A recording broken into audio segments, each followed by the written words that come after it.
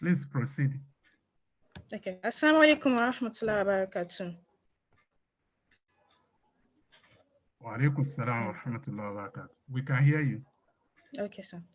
أعوذ بالله من الشيطان الرجيم بسم الله الرحمن الرحيم إن الحمد لله نحمده ونستعينه ونستغفره ونعوذ بالله من شرور أنفسنا ومن سيئات أعمالنا من يهده الله فلا مضل له ومن يضلل فلا هادي له وأشهد أن لا إله إلا الله وأشهد أن محمدا عبده ورسوله. Assalamu alaikum wa rahmatullahi wa barakatuh, dear brothers and sisters in Islam. My name is Fatima Olariwaju Adedion. I'm an accountant. I have my BSc from the University of Lagos, and I am also a mentee of the MUNFIQ Academy. Welcome. I just want to use this opportunity to welcome you to the 11th series of the MUNFIQ Islamic Finance Mentorship Training Session. We thank Almighty Allah who has made it easy for us to come this far. And we also use this opportunity to thank all our mentors for their guidance and mentorship thus far. Without further ado, I just want to welcome everyone to this session and also to welcome our mentor. We are very privileged to have our own Dr. Abdullahi Ishola, Assalamu alaikum, sir, to lead us into today's discussion.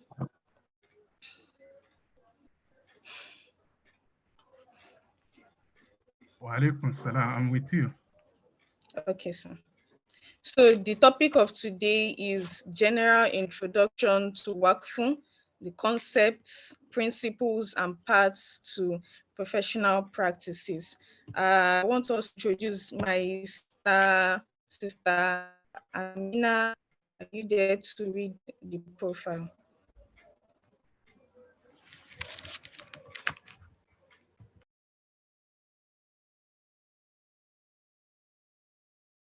Okay, let me allow her to unmute.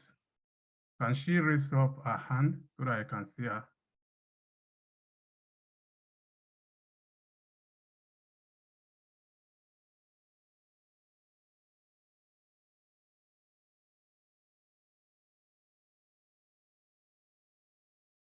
Okay.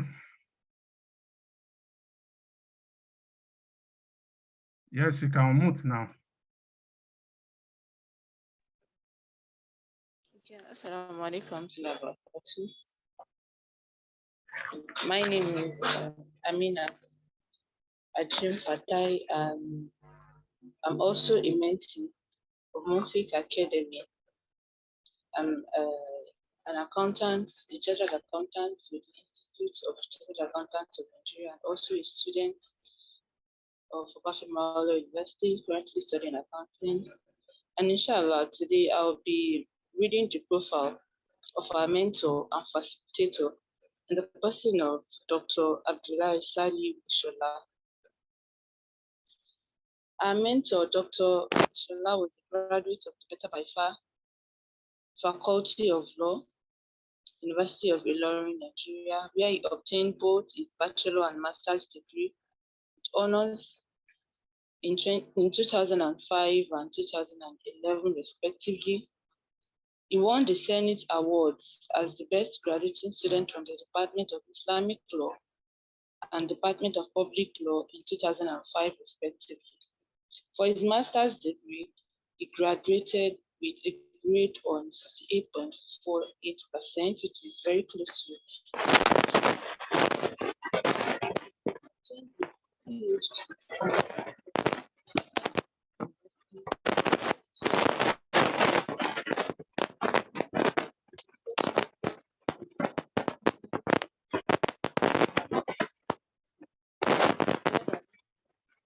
Sorry, we cannot hear you.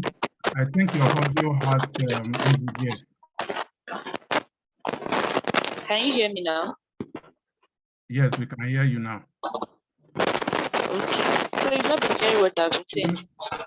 If you are using earpiece, it will be distracting. So clear now. Go ahead, please. Sir? Go ahead. Okay, now. Assalamu alaikum tabakatu. I'm so sorry about the issue. So, like I said earlier, my name is Aminat Please Ajun Fatai. continue from where you stopped, so that because of time. Okay, no problem. So I said that our mentor and facilitator for today obtained his PhD in law from the International Islamic University, Malaysia, that's IIUM, in 2018, with the research focused on Islamic endowment law and practice, that is Waqf. And this makes him the first Nigerian law to obtain a PhD in Waqf. Currently, he is a research fellow at the Center for Islamic Economics and Finance, IKAM, Istanbul University, Istanbul in Turkey, and an adjunct professor at the Department of Islamic Law, Faculty of Law, Penn Resource University, Gombe State, Nigeria, which happens to be the first private university in that state with the approval from the NUC and Council of Legal Education for its law programs. He works as a full-time faculty member at the Department of Islamic Law, Faculty of Law, Kwara State University, Malete, Nigeria, KWASU, where he is currently a senior lecturer. Among others, Dr. Ishola is a fellow Institute of Islamic Finance Professionals in Nigeria, an associate fellow of Halal Professionals in Nigeria, a certified cooperative entrepreneur, Islamic International Cooperative Institute, BU, Cameroon, a barrister and solicitor of the Supreme Court of Nigeria, a registered teacher with the TRC, Teachers Institution Council of Nigeria, a founder and president of Tawakkul Cooperative, Ilorin, Nigeria. He is a proprietor and chairman, Tawakkul Institute of Corporate and Cooperative Studies, that's TICCS, Ilorin, Nigeria. He is also a founder and director general of Al Usna Center for Waqf Affairs, that's Aqua, Ilorin, Nigeria. He is the proprietor and chairman of Aqua Academy for Waqf Research and Studies in Nigeria. He is a founder and chief consultant of Al Mubin Sharia Services, a partner and lead counsel at Ishola and Sani Consults, Albarka Chambers, Ilorin, Nigeria. He is the convener of our very own MUNFIQ Islamic Finance Mentorship Scheme, and he also happens to be a member of so many prestigious associations and groups. I want to use this opportunity to welcome our mentor, our facilitator, and our lead for today's program in the person of Dr. Abdullahi Saliu Ishola, LLB, LLM, BL, PDE, FIFP, AFHP. Assalamu alaikum tabakatu, sir. You are welcome here, sir. Wa alaikum salam wa rahmatullahi wa barakatuh. Thank you very much, Stamina, for that beautiful profile. Before we continue, I just want to inform our audience that for the sake of decorum, we have muted everybody, and also you will not be able to use your videos. However, if you have any questions or comments or observation, please kindly use the chat box. Jazakumullah khairan. So Mentor, you have the floor now, sir. Okay, thank you. أعوذ بالله من الشيطان الرجيم. بسم الله الرحمن الرحيم. الحمد لله والصلاة والسلام على رسول الله. إن الحمد لله نحمده ونستعينه ونعوذ بالله من شرور أنفسنا ومن سيئات أعمالنا. إنه من يهدي الله فلا مضل له ومن يضلل فلن تجد له وليا مرشدا. والصلاة والسلام على رسول الله وعلى آله وصحبه ومن والاه. We give thanks to Almighty Allah for giving us yet another opportunity to meet on the 11th training session of the ongoing MUNFIQ Islamic Finance Mentorship Scheme. It is by Allah's grace that we have gone this far. We pray that Allah accept this from us as an act of ibadah. So let me quickly say that today's session is as important as those that we have had in the past, as well as those that we are going to have subsequently. And more importantly, the topic of our discussion today is one of the key aspects of Islamic social finance, because majorly Islamic finance can be divided into two. We have the commercial Islamic finance, or we say Islamic commercial finance, and Islamic social finance. In the field of Islamic social finance, when we talk of zakat, the next one that we talk about is to talk about Waqf. So it's very important for anybody aspiring to go into the field of Islamic finance, no matter your area of specialization. It will be very beneficial if one is well informed about what Waqf is. And that is why it has been made as part of the areas which our mentees are being exposed to, through which they can make choice on which aspect of Islamic finance they want to specialize in.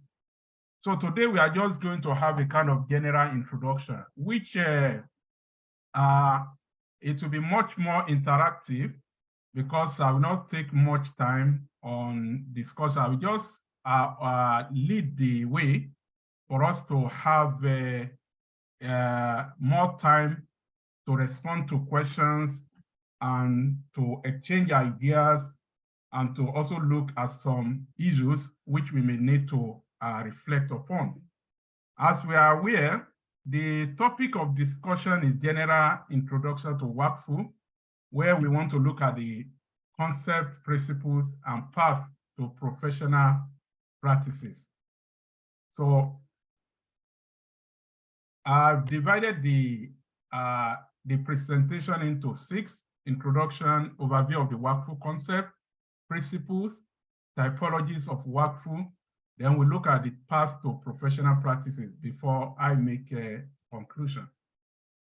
One of the things, because most of our mentees are from Nigeria, we need to reflect on this very irony of life of Muslims in Nigeria.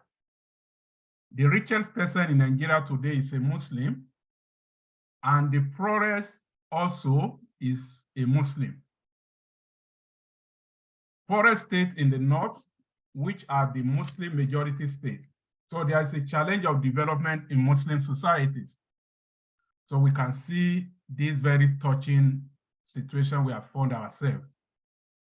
And we can see so many reflection of poverty among Muslims. When we look use certain profiles, certain indices, such as poverty and hunger, sickness and poor health system, the insecurity to life and properties, infrastructural deficit, illiteracy. When we look at all these indices of lack of development, it will be difficult not to have Muslim having some kind of lead in any of them. So why is this our situation? So we need to begin to reflect on how we want to advance development among the Muslim society by working more on poverty alleviation, hunger control, food security, protection of life and properties, So for this reason, even a Western non-Muslim scholar has observed that there is no way Muslims will have a way out of their challenges globally, except they go back to what their law has provided. So for that reason, we need to look back. What is the means of development provided for us in Islam? Means of wealth creation, means of wealth distribution, which we have in Islamic law. So these are zakah, sadaqah, which is translated loosely as charity. Then we have waqfu, we have hibah, which is a gift. We have mirath, we have tijara. Even trading is also a means of wealth distribution. I hope you are going to have another time in another occasion when we will have the opportunity to look at the need for Muslims to go much more into businesses rather than just looking for a cooler job. So these are the measures put in place. But Waqf stands unique in many respects if its role and importance can be well appreciated. It is a sector which can create jobs. Like we know that a job can be created through the engagement in zakah activities, because Allah even recognized that those that are entitled to zakah include those who are working on zakah collation, zakah distribution. So the same thing for Waqf, the lot of opportunities, job opportunities that can be created through the Waqf, as we are going to see. For this reason, there is need for knowledge of a Waqf is more important today more than ever. That every Muslim household should have some elementary knowledge of a Waqf, because it can even go a long way to assist us to plan our family life in many ways. So may Allah assist us. So let's look at Waqf. Waqf simply means Islamic endowment, which is an endowment dedicated, which is an act of dedicating property for the benefit of the needy, excluding the property from ownership claim by any individual, and no longer subject to inheritance, gift, sales, and mortgage. One thing that makes Waqf to be different from zakah, unlike zakah that has a nisab, that is the minimum threshold, which can be subject to zakah, no threshold is available for Waqf. What matters is when you have any property, no matter how little it may be, once it can provide some kind of benefits to those who need it, as long as they are benefiting from that property, the donor is going to be getting reward from Allah. And that is what is called Sadaqah to Jariyah. Let me give a very simple example for us to appreciate this. Let's assume there is a place in a remote village where some people, let's say old parents, they are living in the remote village. They don't have access to mobile phone, and they have their children and families in the urban area. So they anticipate and agitate connecting with their family by giving them a call, but they don't have means of doing this. Let somebody now go to that village and make a Waqf of a mobile phone that may not be sophisticated, that may not even be an Android phone, so to say. Maybe the phone that can even be bought with the sum of 3,000 naira or 5,000 naira, and you now make it as Waqf. You equip it with some kind of maybe SIM card.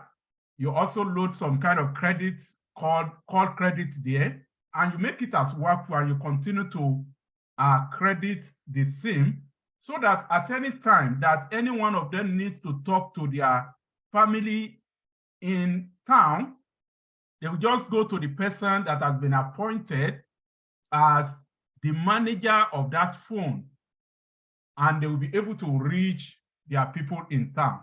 So as simple as that thing is, as long as that phone continues to benefit those people, you have made what is called Waqf. Waqf, the essence of Waqf is to make people to have access to a benefit which they need, but which they don't have the ability to access by themselves. So it is not a matter of being rich before one can make Waqf. And let me also say that one important difference between Waqf and Sadaqah is that, like we have said in this definition, once you make a property as Waqf, you exclude the property from ownership claim by any individual. But when you do Sadaqah, as soon as you give that property to the person you have made Sadaqah to, it becomes his own personal property. But that is not the case with a Waqf. And somebody can make a Sadaqah of the same item, and like somebody that has made Waqf of the same item. For instance, if somebody build a building and donate it to, let's say, a university institution as a kind of donation, a gift, as long as you transfer that property to them, it is taken out of Waqf. It becomes a kind of gift or a kind of Sadaqah to them. And what that property, the benefit, it prompts at the immediate time that the Sadaqah is done, we attract reward to you.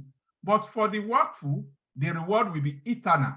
As long as people continue to benefit from it, so also the reward will also be renewed. So we should get this clearly, because some people will claim that Sadaqah is the same thing as Waqf, even though Waqf is said to be a kind of a form of Sadaqah, but it is a Sadaqah that is wider than or beyond the ordinary Sadaqah. So for this reason, we must also know that Waqf is called by different terminologies, depending on the school of law or even jurisdiction. If you get to some country, you may think that they don't know what is called Waqf, but you'll be surprised that what is different is the terminology by which they call the same thing. Generally, it's known as Waqf, but to the Maliki school, if you want to read their literature, you will see them talking about tahbiz, or they talk of hubsu. So this is what is typical about the Maliki school. Then even in some countries, based on their language, they may change the intonation of the way they call it. It's still the same thing they are talking about. For instance, in Turkey, they call it Vakif, because even in the Turkish language, the word W is not reflected in their alphabet. So anything that has to do with a W, they pronounce it like V, which is Vakif. So when they talk of Vakif, they are talking about the same thing as Waqf. In the Asia countries, like Malaysia, Singapore, Indonesia, so you usually see that they call it Waqf. Why even in Nigeria, in another part, when they want to call Waqf among the Hausa Fulanis, they call it Waqafi. While among the Yoruba, we still manage to call it a Waqf.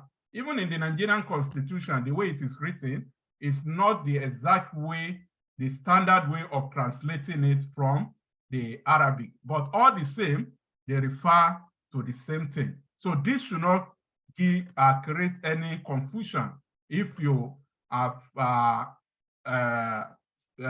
you find out in your literature, in your research and studies that they use different languages. Even in Germany, they also have the way they pronounce the same concept. So this should be noted.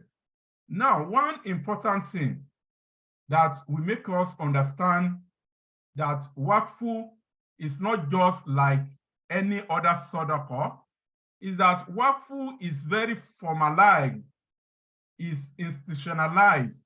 It has a kind of professional requirement. And that is, you cannot say you have made Waqf without having all these pillars, which are called Arkanul Waqf, that is the pillars of Waqf. So Waqf is different from Sadaqah or any other Sadaqah because it is a formalized Sadaqah. And that is why we must see all these pillars present. The first pillar of Waqf is Al-Waqif. That is the person who wants to make Waqf. We must see that this is the person.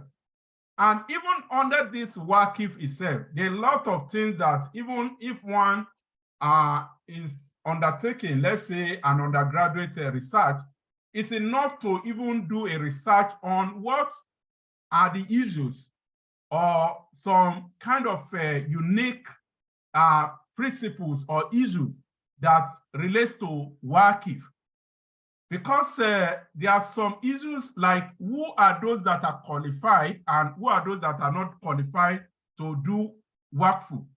Like we have issues related to the Waqf of some specific persons, such as the mentally imbalanced person, somebody lacking sanity. What is the, can he make Waqf? Somebody who is an apostate. He was previously a Muslim. At the time he was a Muslim, he made a Waqf. Now that he has derailed from Islam, what is the position of his Waqf? Will his Waqf still be valid? Or if somebody, despite apostasy, leaving Islam, committing apostasy, he still wishes to do Waqf, can his Waqf be valid? What is the position of the law on the Waqf of non-Muslim? What about a missing person who has made Waqf? What is the position? Can an unborn child make Waqf? Can we make Waqf in favor of the unborn child? Can we make Waqf in favor of a corporate entity? So there are a lot of things that actually fall under this pillar, which may not necessarily arise in relation to Sadaqah, ordinary Sadaqah. Then the same thing with Mawquf, which are the properties that can be made as Waqf. The two primary principles is that everything that is considered as property in Islamic law is capable of being made as Waqf. Then the second principle is that such a Waqf, such property must be capable of benefit for a very long period of time to people. So if you have these two principles present, then such a property will be qualified as a subject of Waqf, which is called Mawquf. Then Mawquf alayhi, that is the beneficiaries. We must be clear about who are the beneficiaries of Waqf. You cannot just say, I make Waqf, but I don't want it to benefit anybody. But you can say you make Waqf for the benefit of everybody. That is public, without restriction. But if you say, I've made this property as Waqf, I just want it to be maintained, to be retained, to just continue servicing itself without any clear beneficiary. So that will not be acceptable. Then there must be a siga, that is the expression by which your declaration of Waqf will be made. This generated some kind of argument among the jurists that must we use the word I made Waqf or I have done tahbiz or hubusu before your Waqf will be valid. So some scholars say whatever language you use that indicate that what you have done is Waqf. But it is required that there must not be any doubt about what exactly you have done as regard such a declaration. And today, in the modern world, we will say that this requires that you should document whatever you have done as Waqf. It should not be something that you just believe I've done Waqf. Let there be document. And that is why Sharia courts in Nigeria, they have a role to play in the validation of Waqf. I remember when I went for a training in Waqf and Zakat in Sudan. May Allah return peace to our beloved country, Sudan, and give his people, relieve them of their current challenges. May Allah return peace there, and may we not witness war in any part of the Muslim world again. Amen. So when I went there, we were trained and shown some document, the way they prepare their own Waqf document in Sudan. The Waqf will not be complete, will not be valid until when it is taken before a judge, just like you do a declaration. So the judge will sign on the document and he will attest to it that you have actually made a Waqf. So this is the practice in some parts of the world, which should be the standard. So in Nigeria also, when we make Waqf, there should be some kind of involvement of the Sharia court. In any state where they don't have Sharia court, so you can take it to the Sharia court of appeal of any other state that is nearer to you. And also, we can engage the services of Sharia notary publics to notarize our Waqf document for us, which is called Waqf deed. It is called Waqfiyya or Dosturul Waqfi. So this is another aspect which is not, because this is just an introduction. Then the fourth pillar, in the classical books, these are the 4 pillars that are recognized for Waqf: Waqif, Mawquf, Mawquf alayhi, and the Siga. But in the modern time, given the development, because Waqf is an ijtihadic concept, ijtihad continue to arise. The only thing is that you cannot do your own ijtihad to now counter the ijtihad of another person, except if the earlier ijtihad is obviously erroneous. But there's room for new ijtihadic exercises in matters of Waqf. So some scholars, which I also support and belong to that rather than having 5 pillars of Waqf, I think the best is to have 4 pillars. The best is to have 5 pillars, because Mutawalil Waqf or Nazir al-Waqf, that is the Waqf manager, should also be present. If you are making Waqf, you should clarify who is to manage the Waqf for you. If this is not done, such Waqf cannot be taken to be completely valid. I hope we are following.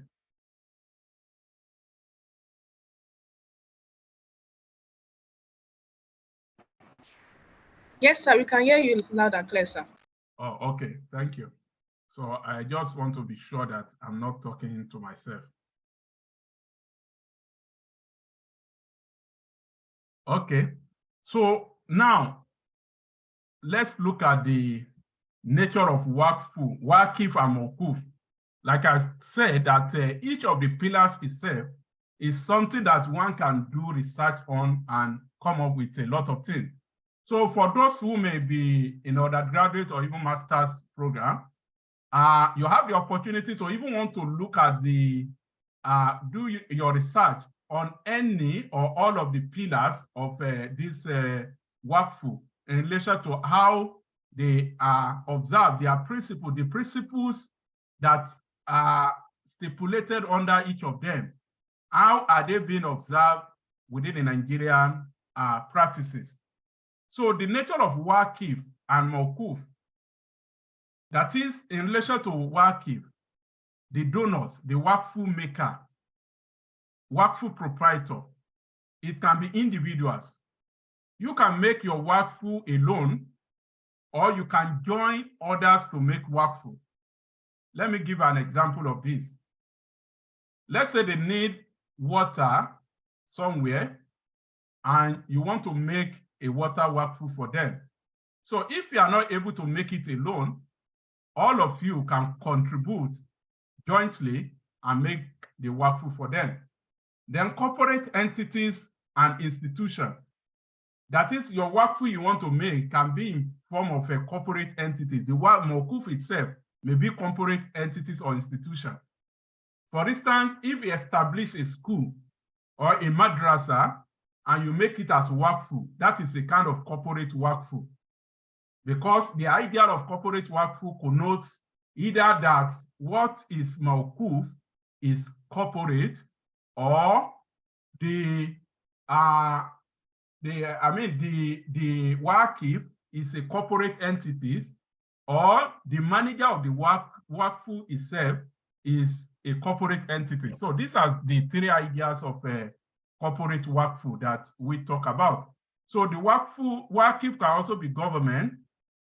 It can be government institution, and it can be done.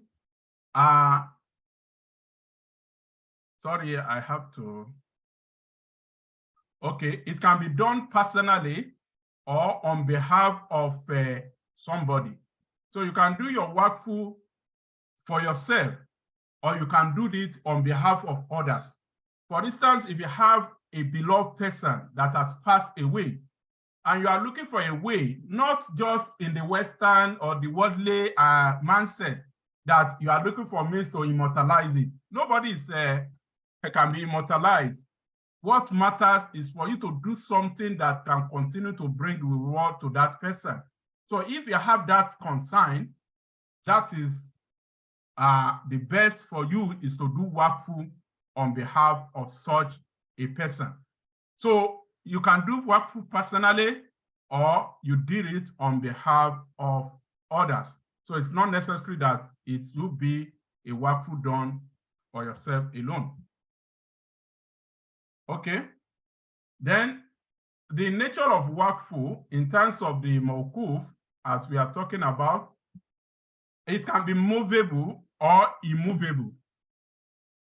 That is, anything that can be moved from one place to another can be made as Waqf, such as books. You can make Waqf of books, which is one of the very, very beneficial Waqf that one can make. So let's go to schools or madrasa where they need books. So you can make Waqf. You can even set up a library for them as Waqf. So as long as they continue to benefit and read from that books, the reward will continue to accrue to you. Then it can be immovable, landed property. You can build a shopping mall. You can build even a hotel, or construct a road for some people as Waqf. As long as they continue to benefit from it, then the reward will be coming to you. Then the Waqf can be cash-based. It can be money. And this can be in two forms. We have what is called monetary Waqf, that is cash Waqf. In this regard, the Mawquf, that is the Waqf, subject of Waqf, is the money itself. And the rule of Mawquf, as we are going to see, is that it must be preserved. So we have to get the difference between monetary Waqf and monetized Waqf. So monetary Waqf, the subject, the Mawquf, is money itself. It's like the common endowment that people do, where they will go and freeze money with some trustee, and they will ask them that when they invest, whatever that is coming as return, they should be using it for certain purposes. So that's a kind of monetary Waqf, because the subject of the Waqf is money. It's different from monetized Waqf, which we call Waqf cash. This one, the mawquf is not money, but you have a particular subject or project which you want to make as a Waqf.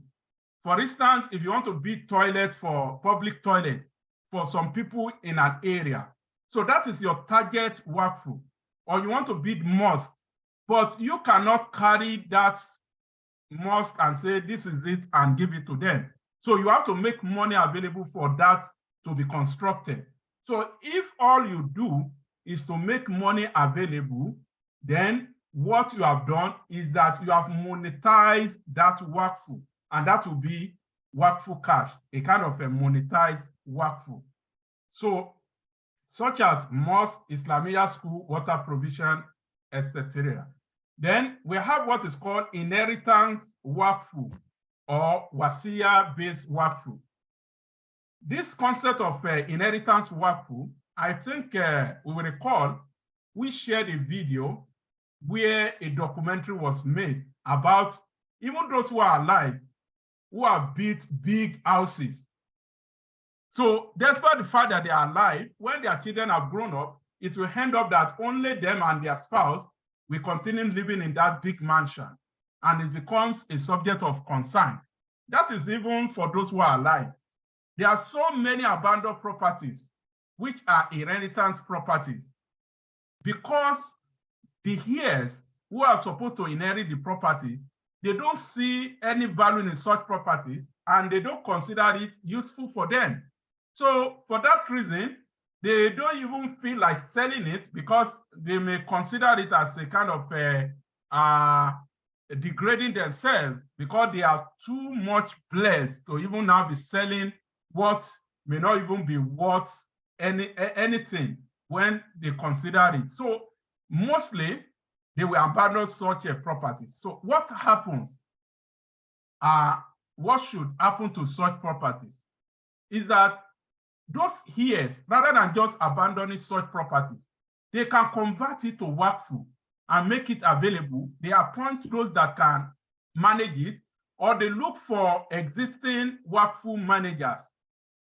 We have an umbrella body in Nigeria, which is called Azawan, that is Association of Zakat and Waqf Operators of Nigeria. So Azawan is an umbrella of various bodies that are involved in Waqf management.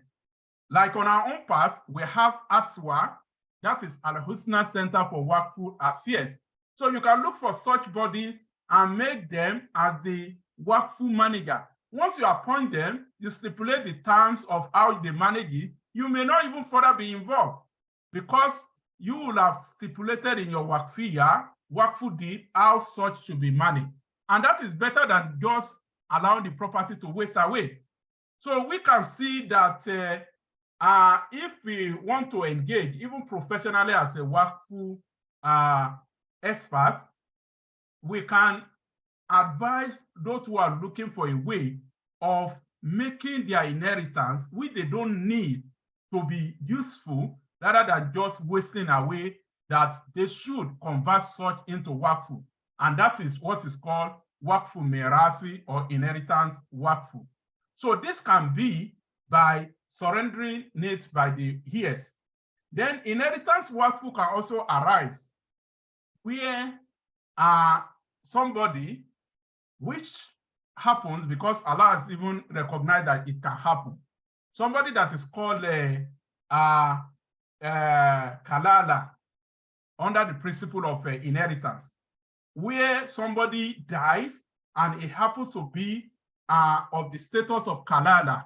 Kalala is somebody, even though there are some arguments among the scholars, is somebody that dies who is not succeeded by either descendant or ascendant.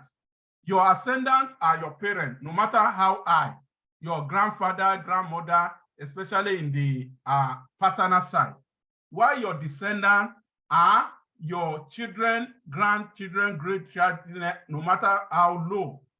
So that is some scholars. While some scholars say that Kalala is even somebody who is not survived by ascendant, descendant, and neither is it survived by even relatives. So in that regard, if somebody has seen himself that is likely to die as a kalala, so instead of leaving your property for somebody that may not even know how they should handle the property, so you can, on your own, while you are still alive, convert your property to Waqf, that upon your death, your property, since you are going to die as a kalala, because the eventual heir of a kalala, it will be the Baitul Mal. And you have the right either to allow Baitul Mal to inherit you, or you safeguard an interest for yourself by ensuring that you convert your property into al-Waqf. So you can also do that. If that one is also done, so that will also be in form of an inheritance Waqf, because you have used Waqf to safeguard your inheritance, who will inherit you. Then one can also stipulate in one's wasiya, that is will, that certain part of your property, as long as it's not more than 1/3, should be made as a Waqf. For instance, for researchers who have books, usually one of the things that become useless after the death of scholars is their books, especially if their children are not in the same field with them. You are a medical doctor, you are a lawyer, you are this, you are that. If your children are not in the same field, or they are not so scholastic, so to say, they don't dedicate to scholarship, they are engaged in other professional activities later in their life, your books will just become useless. So you can use that as a kind of a safeguard by stipulating in your wasiya that when you die, your books should be treated as Waqf. So this is a good way. So we can see a lot of important professional things that we can do with the Waqf. So I hope I'm being followed. Okay, so let's look at the types of Waqf. We are still on the types of Waqf. So Waqf is of different types. In fact, there's an ongoing research which I'm undertaking, where I'm focusing specifically on the typologies of Waqf. And I see that understanding the typologies of Waqf may be a technique for development of Waqf products. So I hope that one day very soon we'll be able to complete the research. But basically, as by way of introduction, there are 3 classical classes or types of Waqf that are always talked about among the scholars. The first one is Waqf Hali, or they call it Waqf Zuri, that is family Waqf. Family Waqf is any Waqf you make with specified beneficiaries, identifiable beneficiaries. Even though it's called family Waqf because primarily the objective is that you want to make Waqf that will be benefiting your family members, relative, extended family, after whether you are alive or after death. And this is why Waqf is also one of the very instruments of a financial management. If you are somebody that you know, you are a philanthropist, instead of just making profits from your businesses and coming around from time to time, distributing it as charity and all that, in order for you not to be overwhelmed, you can do a Waqf dedicated to your family members by bidding maybe a shopping mall. And you know that anything coming from that shopping mall is not meant for anything other than the needs of such your dependents or your family members. So this is what is called Waqf Hali, because we have identified the beneficiary. This is important. It's not just for the mere classification of Waqf. Waqf Hali, Waqf Khairi, Waqf Mushtarak, they have their different legal consequences. And a very simple one is the issue of zakah.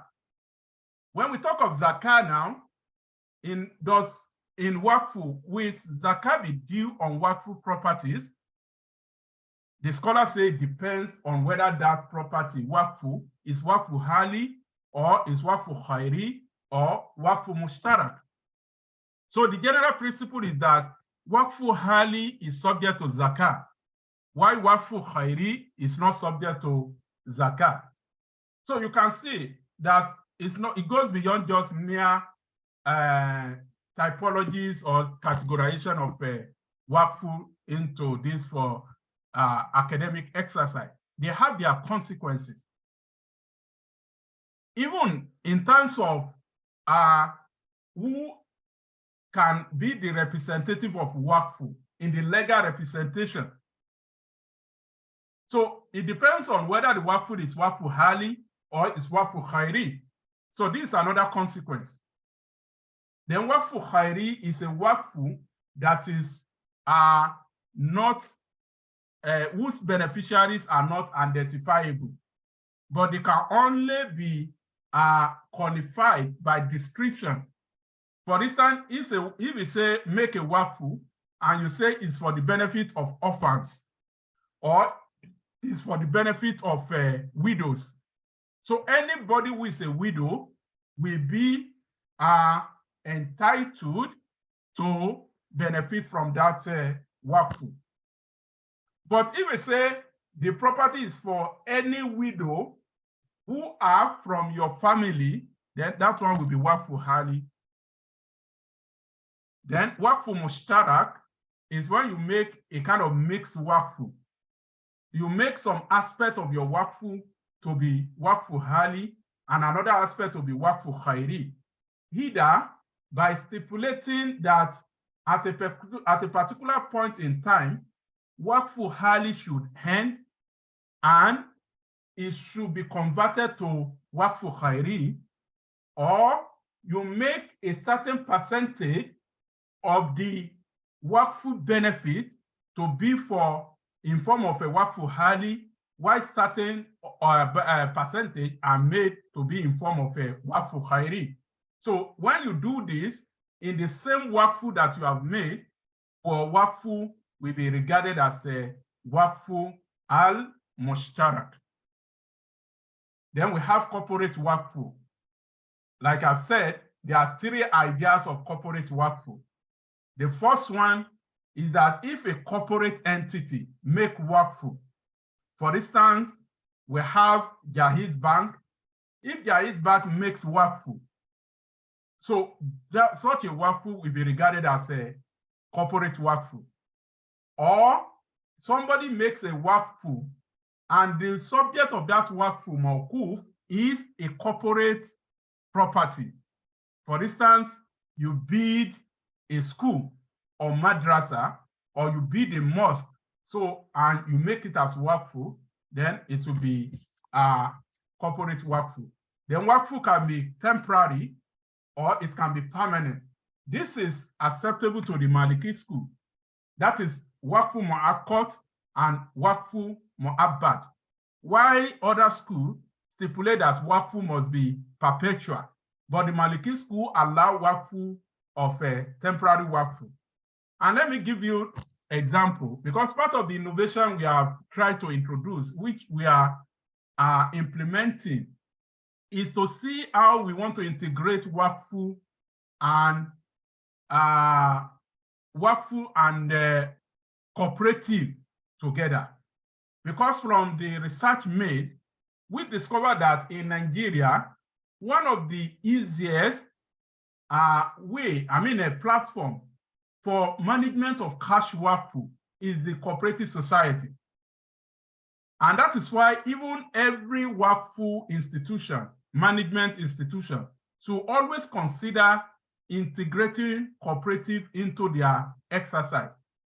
I'm happy that the new law in Sokoto State has catered for this, and I look forward to when this will be implemented. So that even the beneficiary themselves can be constituted into a cooperative society, so that whatever they get from the Waqf, they will not treat it as sadaqah, but they will treat it as something that they have to also make judicious use of it. Like if you have the widows cooperative society, for the purpose of making them to benefit from Waqf, one, it will make it easy for us to ensure that those who are actually widows, they are the ones that are benefiting as intended. Because it will be difficult for somebody who is not a widow to now make herself to be a member of the widows cooperative society. So this is ideal of the integration of cooperative society into Waqf. And these are some of the things that we can do as Waqf professionals. We must be very innovative and be thinking out of the box to look towards addressing socio-economic problems within our society. That is one of the major tasks of a Waqf professional. You must be concerned about how you can implement Waqf to address one problem or the other. Another way by which Waqf integrating with a cooperative is very helpful is that there may be some people who want to be empowering certain people, but it will be difficult for them to do this because when they give them money, they spend it and go and come back. But if they now commission a particular cooperative society, they can make their fund available as Waqf with that cooperative society, asking them to manage on their behalf and direct those beneficiaries to go to the cooperative. And they will know that when they get money from the cooperative, everybody knows that cooperative money is not a free money. So their mindset will be changed from the ordinary empowerment mindset. They will know that whatever money they get from the cooperative has to be used judiciously, because if they don't use it properly, the cooperative will still get its money back. And if they use it properly, they have the chance of getting more funds from the cooperative. So these are some of the things that we can do as a Waqf professional. So all the things that we are talking about here, they go just beyond mere academic purpose. So Waqf can be public Waqf, like government managed Waqf, then private, and so on and so forth. Okay, now we must also understand that there are limitations and consequences of Waqf. Once you have made okay, I think I'm running out of time. Let me be fast now, because it's just an introduction. I take it to be a lecture for those who are just coming to the Waqf.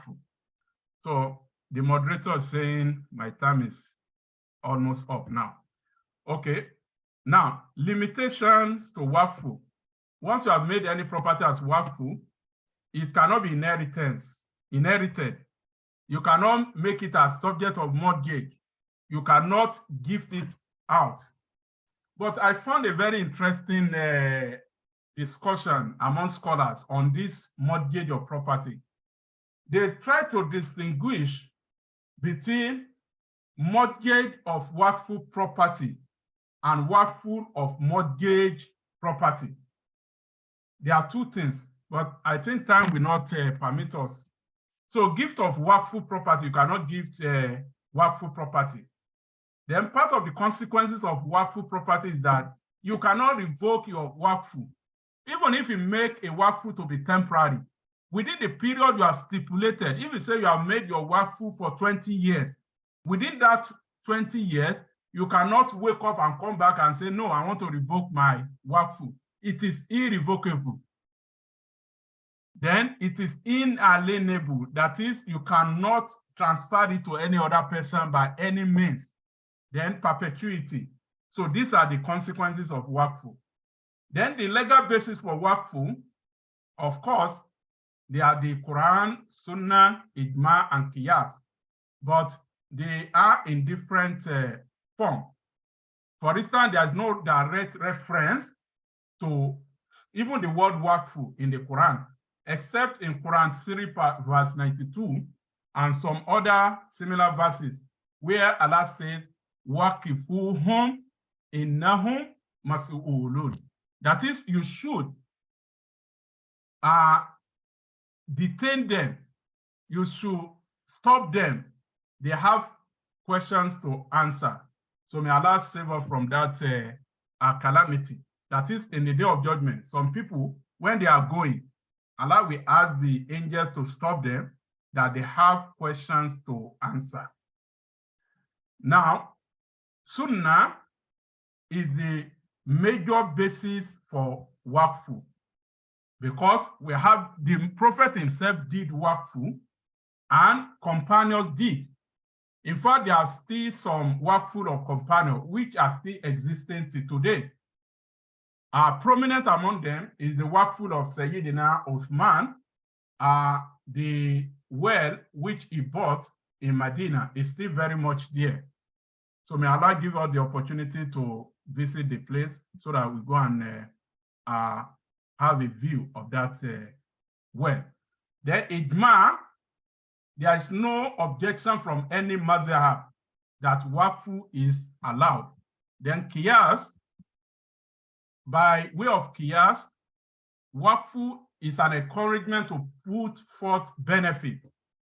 We see that the various verses of the Quran where Allah encourages us to do something for our own selves and look forward to benefiting from it.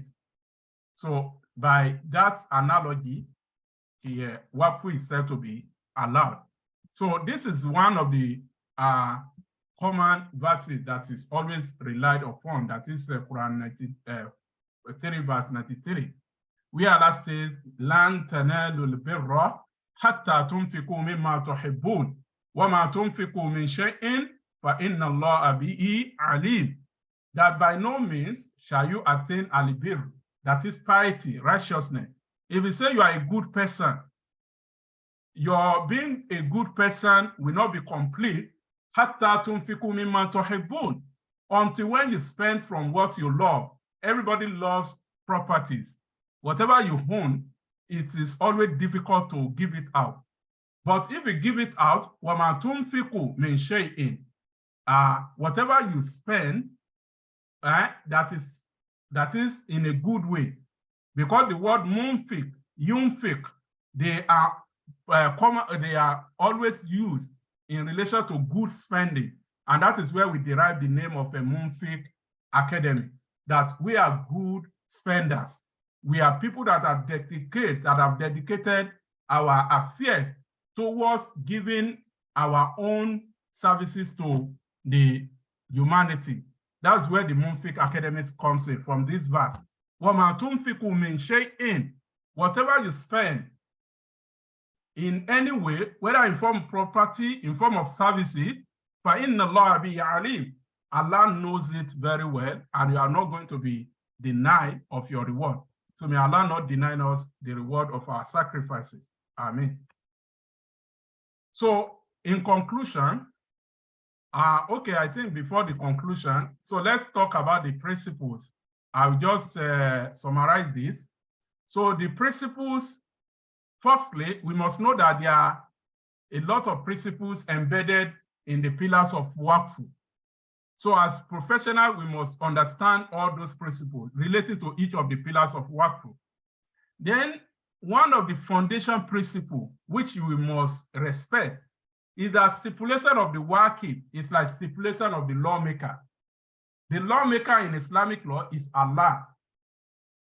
And the stipulation of the Waqf, that is the person that made Waqf, whatever instruction he has given must be respected, just like the way we respect the instruction of Allah. You cannot go against the stipulation of Waqf, except if he gives room to that, using some other principles, which are 10 principles by which Waqf can be managed.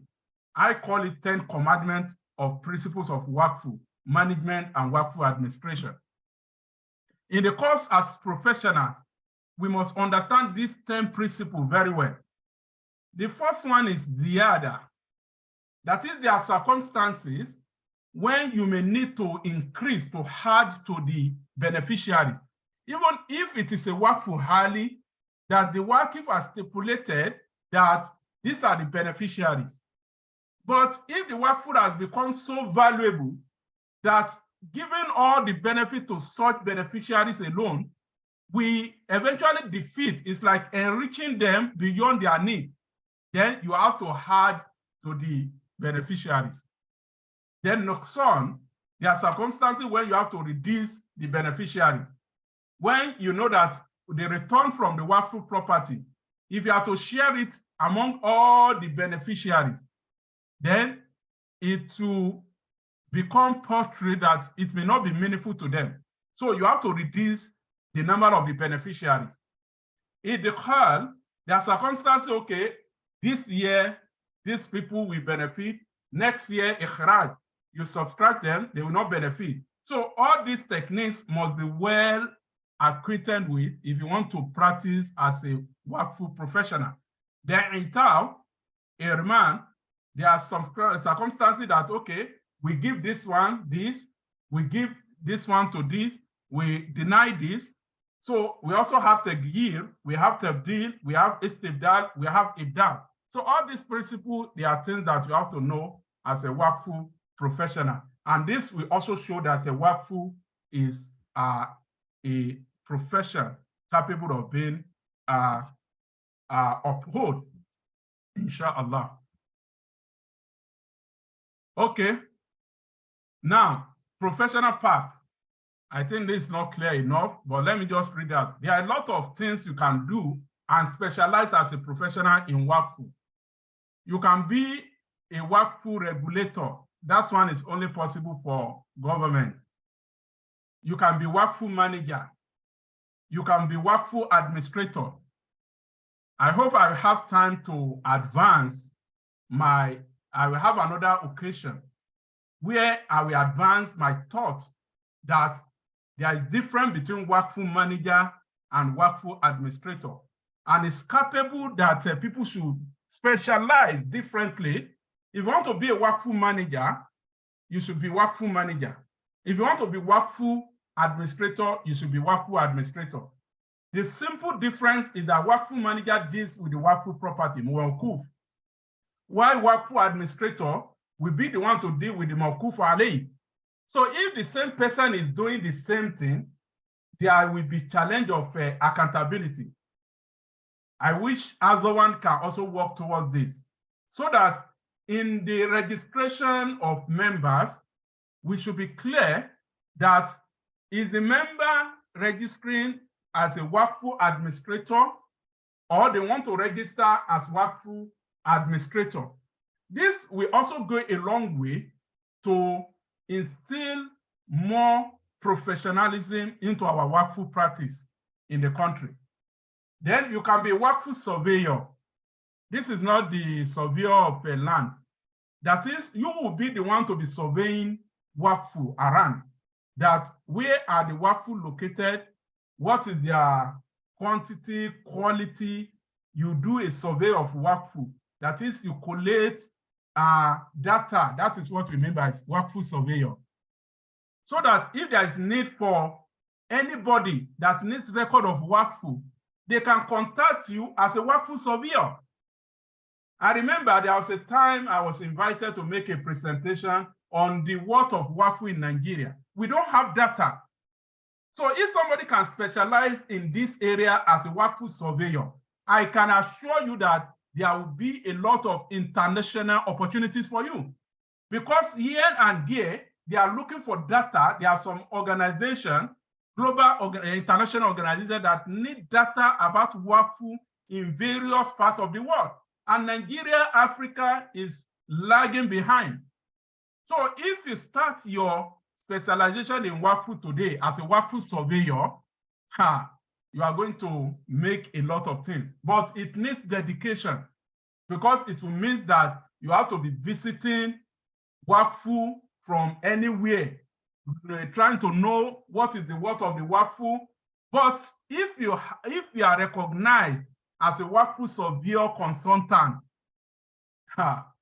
you are going to make a lot of livelihood. And this is one of the areas that we should look into. So, and that is why we have said that a lot of job opportunities in Waqf sector, which has not been explored. So being a Waqf surveyor itself is a job. Then you can be Waqf registrar or Waqf registration, Waqf documentation. If people need documents in relation to Waqf, you can establish a Waqf document archive where people will always resort to globally when they need Waqf document. And when people make Waqf, they will always send the document to you because they will know you are specialized as a specially dedicated custodian of the Waqf document. So this is also another opportunity. And also for Waqf legal practitioners. Waqf specialization in the legal documentation goes beyond just saying you are a lawyer. It requires some dedication. It requires some legal techniques which you have to acquire. For instance, how do you prepare Waqf deed? Is it the way we prepare Waqf, a land deed, land transfer? No. There are some specific orientation that we have to have. So hopefully, part of the mission of MUNFIQ is to come up with a way that we'll be able to train specialists as legal practitioners who will be dedicated to Islamic finance, especially Waqf, inshallah. Then Waqf researcher and teacher. I think I belong to this. So this is also another area that you can try to dabble into as a professional. Just begin. If you want to be a Waqf researcher or teacher, then you begin to do research on your Waqf. You'll be reading, you'll be studying, you'll be doing a lot of things, so many things on your own. And you'll be teaching if there is opportunity. You look for conferences to attend. You don't just sit down and say you are just reading, you are studying. You should be engaged in a lot of research work. Then Waqf broker. This is also another area which we are looking at. That what is the work of the broker? Now, how do you engage in the brokering of between the Waqf, a kind of middleman? That's what we mean by Waqf broker. Middleman between Waqf beneficiary and even those who are regulators. So you can establish yourself that if anybody is looking for the new needy of Waqf, they can consult you. You will be the one to make them available for them. That one can also be an area of practice and specialization in the field of Waqf. Then, and of course, Waqf product developer. How do we develop Waqf? Let me give you a very recent, very interesting development in Indonesia. Some scholars, they did research on how cash Waqf can be linked with sukuk. Waqf link sukuk, cash Waqf link sukuk. And for them, because that's a Muslim country and their government supported them, so they now introduce the link Waqf with sukuk, and they introduce it at national level to address some socio-economic challenges of their country. They have started doing it, and this year they won the IDB award as a kind of a spectacular innovation in the field of Waqf. So that is a kind of a product development. So there's nothing stopping us too. We are also hoping, and even that development in Indonesia has personally encouraged me that this is an area we have to do more. And it's an area that if you can adopt, develop some techniques, developing products on how you can use Waqf, link it with one or the other in order to address certain problems for people. So you can be a Waqf product developer. You can be Waqf advisors, either Sharia advisors or professional advisors. Those who have the Sharia advice qualification, IOFI, and the rest. So there is a way you can also be, if it's not enough that you have gotten your certification, that you now expect that you are now qualified. Yes, you are qualified as a Sharia advisor, but you need some specific qualification as well for you to be enabled and well grounded to serve as a Waqf advisor. So we are looking forward towards doing this at MUNFIQ so that we'll be able to train people. Then Waqf marketers. Why do we need Waqf marketers? If you have Waqf properties, they will also be in a form of a commercial entities. So how do we market Waqf? So this is also another area. So and so on and so forth. So on this note, I believe you have been able to introduce you to Waqf and expose you to see that there are a lot of professional opportunities in the field of Waqf. One thing that I'm always grateful for is that when I was doing my PhD, simply because I was a lawyer, because there has been some other predecessors who have even done their Waqf, even getting their PhD in law and doing Waqf, but they were mostly Sharia trained Nigerians. But because I was a lawyer, people were thinking that I was wasting my time. But alhamdulillah, today, it has now become clear that Waqf go beyond just a waste of time. It is indeed the future of Islamic finance. Waqf is the future of Islamic finance, because eventually, in the time to come, we are going to see that every sector of Islamic finance that does not integrate Waqf into their product, into their services, will not go a long way. For instance, Sukuk now has been successfully linked with Waqf in Indonesia, and it has proven to make Sukuk more even effective to the extent that it won an award. So banking sector, there are also the need for them to look towards integrating Waqf into their services. The same thing with the pension. Like yesterday, we have a discussion about pension.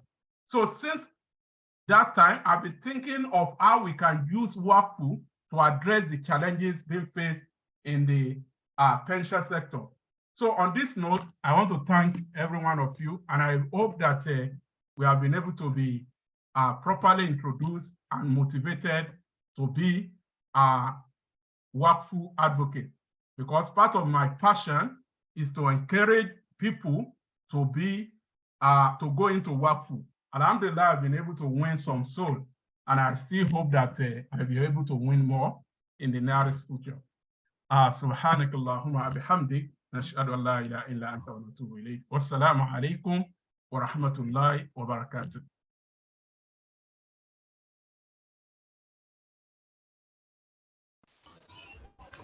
Jazakumullahu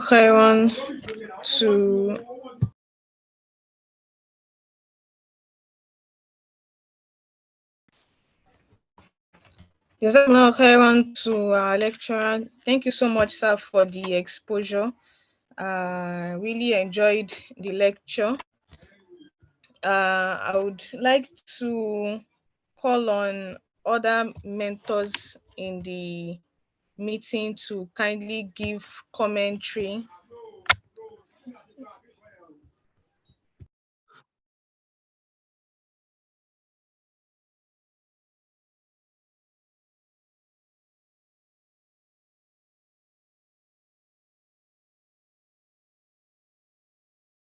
Okay, I think I have to allow people to unmute themselves. So the moderator is asking if you have any mentor first in the house who want to make comments.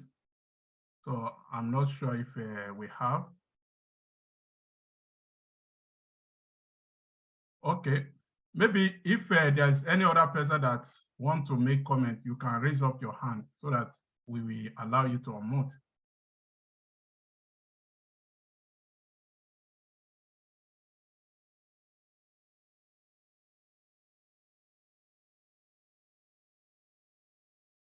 Okay. Mr. Yakub.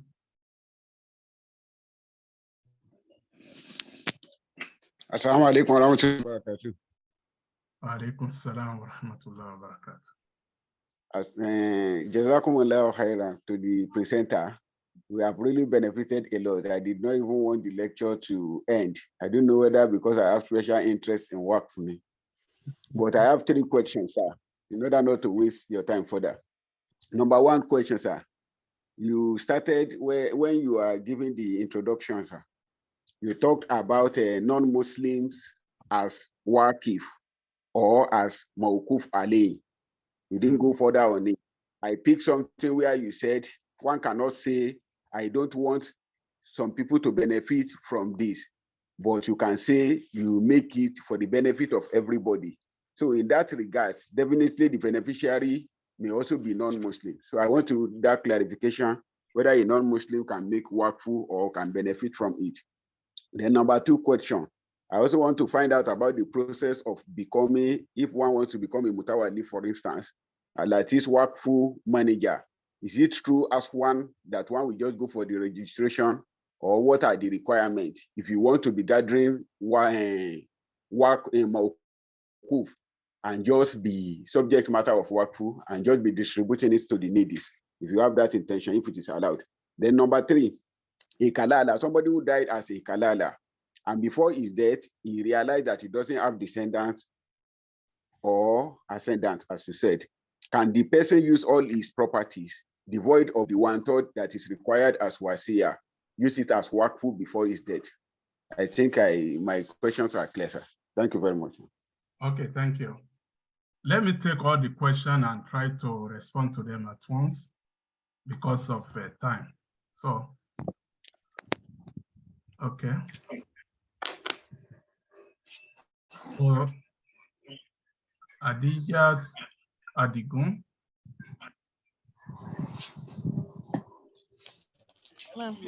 Alaikum, sir. Wa alaikum salam. Sorry, please. I think the question he asked, I'm sorry, the former speaker is somehow related to what I actually want to inquire about. The issue of 1/3 wasija. I want to know which one is more powerful. Is it that if just like he has asked that if someone has property and the property does not even go beyond what they can actually inherit. Now, if the person now says he wants to give out 1/3 as wasiya, is he allowed?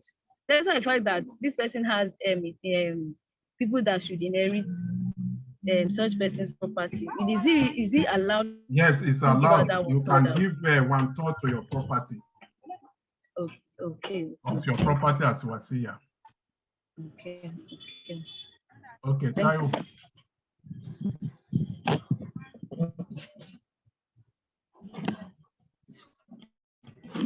Assalamu alaikum wa rahmatullahi wa barakatuh. Alaikum salam wa rahmatullahi wa barakatuh. Jazakallah khairan for the wonderful presentation, sir. My question is on the practitioners of Waqf. Given the fact that Waqf in Nigeria is... Don't understand the question, brother. Hello? Yes, I'm listening. I think somebody is speaking behind the... I've noted. Okay.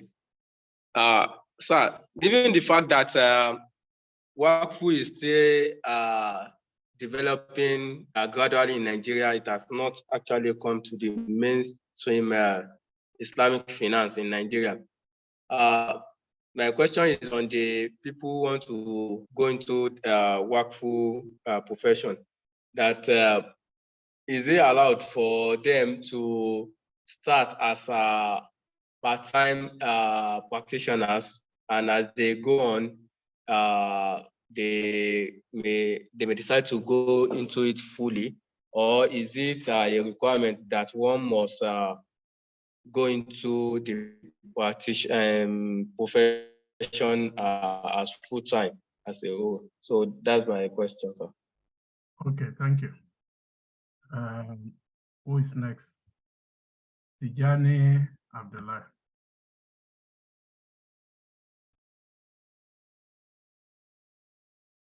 Assalamu alaikum. Wa alaikum salam wa rahmatullah. Jazakallahu khairan for the presentation, sir.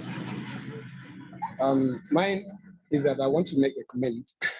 As we see that this platform is mainly on educating us about the Islamic finance and the other related issues. It is very important, especially with the issue of this Waqf. I see there are some common issues that are rising up with regards to Waqf. At times, a Waqf is made by a particular person, and maybe some part of his family will come later and be challenging the situation, and mostly tends to a situation whereby it is being revoked.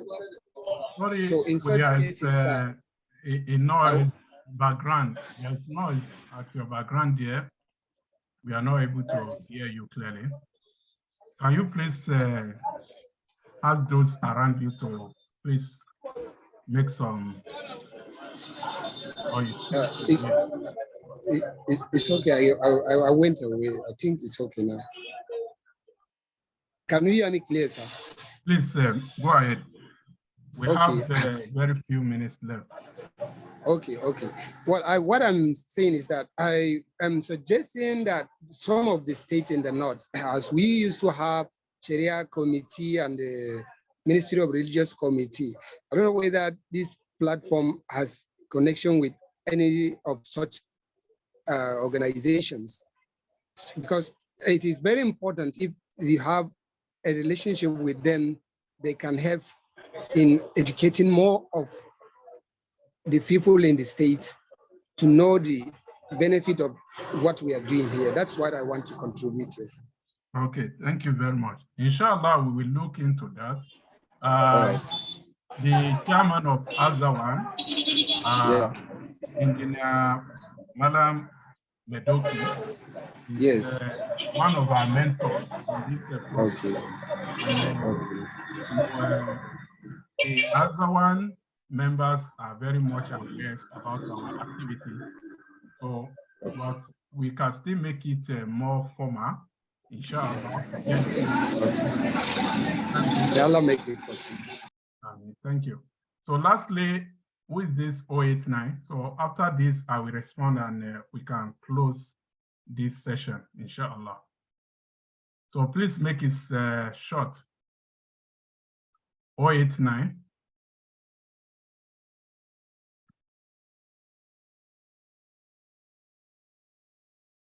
I've asked you to unmute yourself if you are still interested in contributing.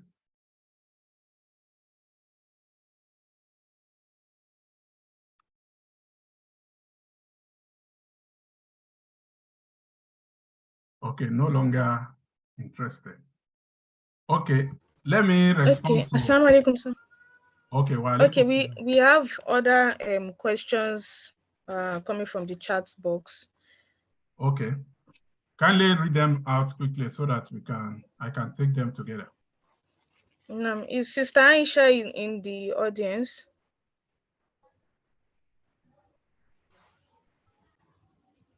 Please read them out if you can read them. Okay, sir. Okay, so one of them says, how can I apply for Islamic finance diploma?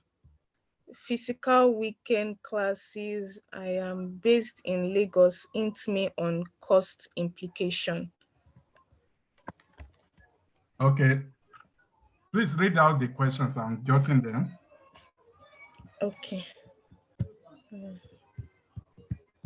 Actually, I think I don't have access to the previous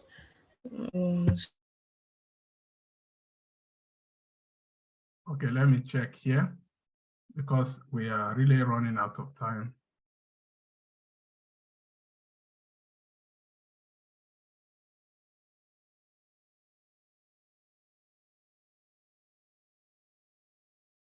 Okay, I think that's just the question. So let me start with that question. I think it's asking about MUNFIQ. So right now, MUNFIQ has not started our paid training. What do we call it? Activities. So we don't have any certificate program for now. We are just doing this fellowship because the mission we have is to promote the Islamic finance education and try to mobilize more people into that area. But if you are on the platform, you can contact me later so that I'll be able to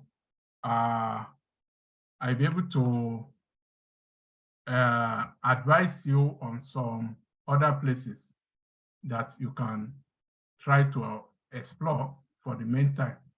So inshallah. Now quickly on the issue of non-Muslim as Waqf and Mawquf. Mawquf Ali. Like I've said, there are a lot of issues among the scholars. So if you make your Waqf for the widows, so of course, if you are not stipulating that it should be for Muslim widows, so any widow will be entitled. But in terms of status, if we have to use the principle of Herma, where we have to deny some people, so priority will be given to Muslim widows. And whether a Muslim, non-Muslim can make Waqf also depends on different analysis which scholars have made, because they make difference between even Muslims of Ahlul Kitab and the Mushrik and the apostate. So there are a lot of arguments in that regard, which this platform will not allow us.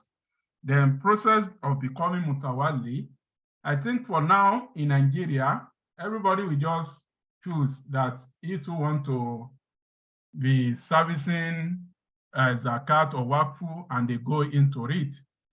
But even for somebody who is already dedicating some kind of study to Waqf, I think you can try to begin to think of how you can also start your own Waqf activity. But I can tell you that the major thing is the personal integrity will play a cardinal role in how that sector will thrive. So essentially people adopt the approach of registering with CAC, even though I'm not an advocate of that. So I believe we are just exploring that under the Dorura. But there has been a very good development in Sokoto State. The new law of Sokoto State now has provision for registration of institutions and individuals as Waqf professionals. So if you can explore that, I think it may be a better chance and a better way to register with the Sokoto State Zakat and Waqf Commission as a Mutawalli. Then Kalala, yes, there is an argument that if you are a Kalala, even whether you are not a Kalala, whether you can give out all your properties while you are still alive. So some scholars say you cannot do that with the intention of denying your heirs their prospective right. While some say it's still your property and you have the right to determine and do whatever you like with it. I think it all depends on the level of the fear of Allah that one has.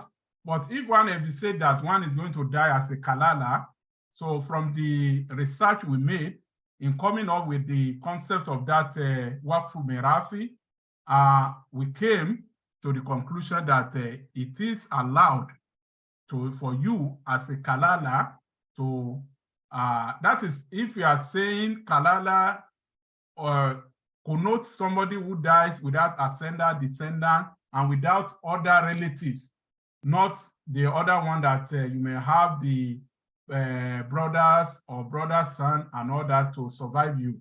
So if you are dying, somebody is dying like that, that you have looked at all your trees, your family, that you see that there's nobody that is going to be so close to you to inherit you as stipulated by Islamic law, that your property may eventually end up in a Baitul Mal.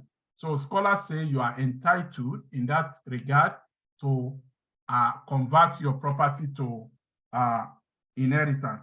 Then for the 1/3, I've answered this. Then professional practice, whether part-time or full-time.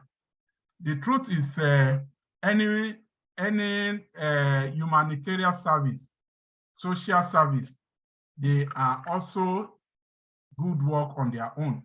But in terms of doing your own work, if you don't have time to be managing other people's work, you can do your own work and look for those who have dedicated their own time and activity to that services. But to say that you want to be a workful practitioner or professional on a part-time basis, except if you just be doing some kind of volunteering once in a while with those that are into it full-time. At least that one we allow you to be getting reward. I mean, getting some kind of experience, which may be helpful for you when you also go into the full flag of the practice. So on this note, I think we have come to the last part of the this presentation. So may Allah accept it from us as an act of ibadah. So I don't know if there is any other information from the moderator.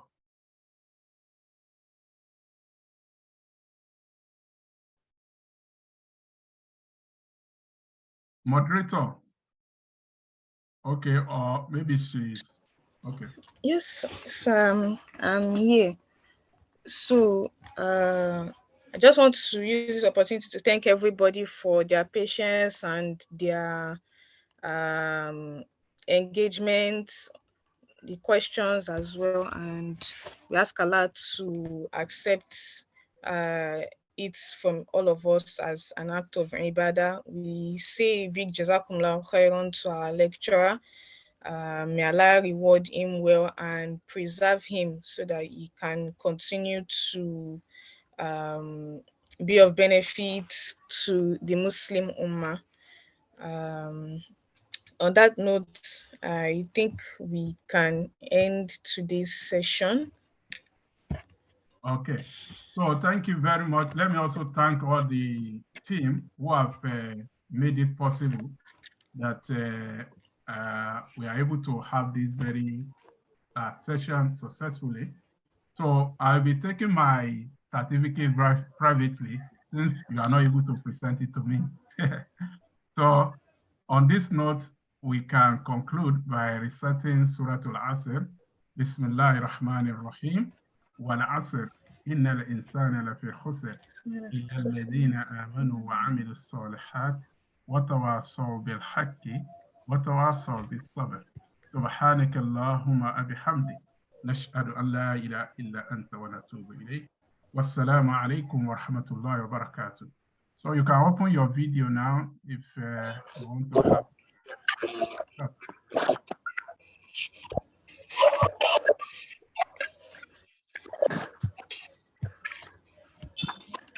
So for those who are not on the Tawakkul platform, so you can reach out to 070 3899 8357.